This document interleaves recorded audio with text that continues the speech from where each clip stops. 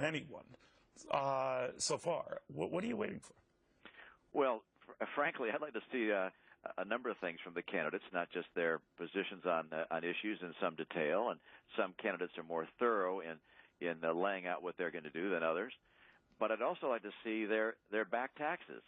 I'd like to see where they filed their taxes in the last several years.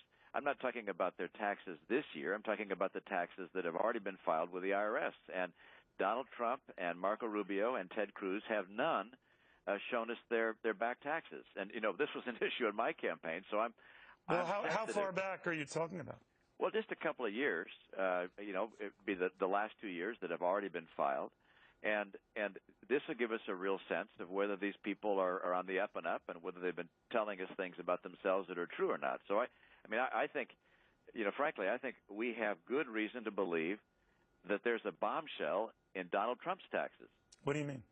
Well, I think there's something there. He's not anywhere near as wealthy as he says he is, or he hasn't been paying the kind of taxes we would expect him to pay, or perhaps he hasn't been giving money to the vets or to the disabled like he's been telling us he's been doing. And I think that's the reason that I think that there's a bombshell in there is because every time he's asked about his taxes, he dodges and delays and says, well, we're working on it. Hey, we're not talking about the taxes that are coming due this year. Of course they're working on those. They won't be ready for months. We're talking about taxes already filed, back taxes. And my back taxes, when I ran in 2012, my back taxes I put out in January of 2012.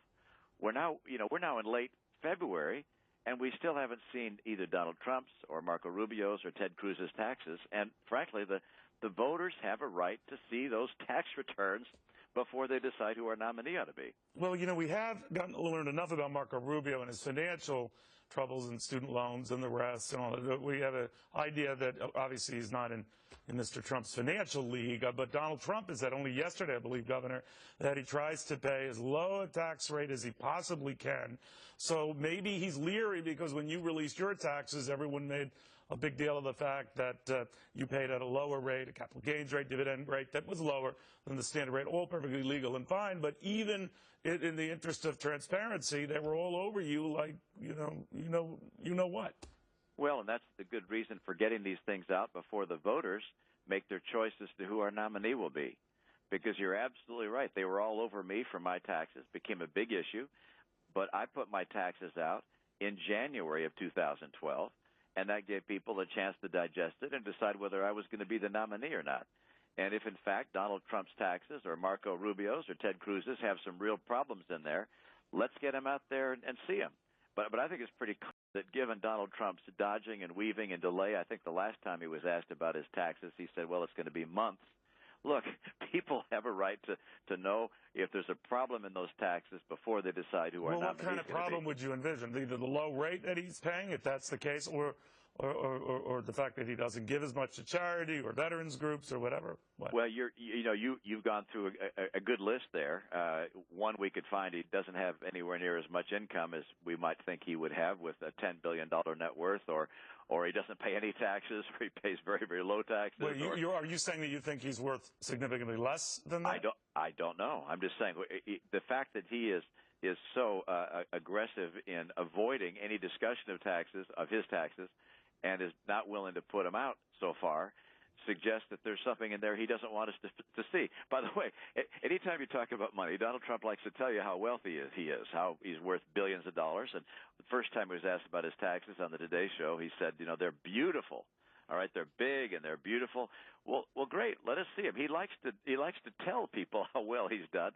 Why isn't he willing to let us look at the tax returns? And that's something. I mean, this was an issue in my campaign. That's why I'm so sensitive to it.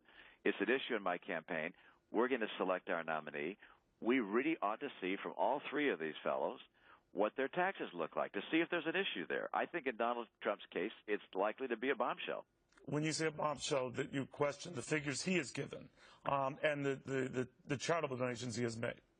Yeah, it's very possible. Right. I mean, Donald Trump has said he's the best in the country for the disabled veterans and for the disabled generally. Well, if his taxes show that he hasn't made any contributions to the disabled veterans or to the disabled generally, that would be a big issue. So, and I'm not saying that's the case. I have no evidence of that, but I'm just saying there are things that could be issues, and when people decide they don't want to give taxes, it's usually because there's something they don't want you to see. We'll wait. We'll see what happens. It's always a thorny subject for anyone rich or poor. Governor Romney, thank you very, very much. Thank you so much. I think it's a